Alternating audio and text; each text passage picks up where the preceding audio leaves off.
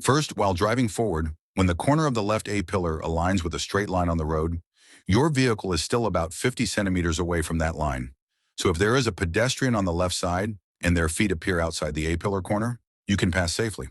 When meeting an oncoming vehicle on the left side, if you can still see both headlights through the A-pillar corner position, there is still a safe passing distance between the vehicles. When turning, if the A-pillar corner overlaps with the bottom of an obstacle ahead, your car is still about 2 meters away from it.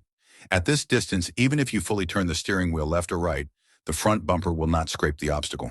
When reversing, if the bottom of an obstacle appears outside the A-pillar corner, the distance is still about 1 meter, so you can safely reverse with full steering lock without the front of the car scraping anything.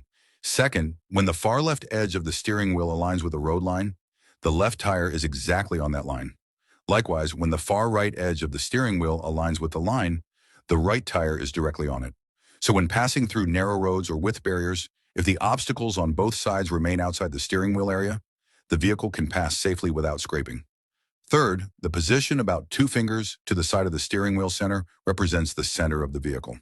When driving over potholes or manhole covers, simply guide this point between the wheel tracks around the obstacle, and the car can pass safely.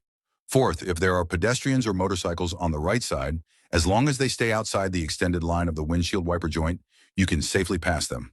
When passing another vehicle on the right, if that vehicle appears outside the wiper joint reference point, there is still at least about 30 centimeters of clearance, making it safe to pass.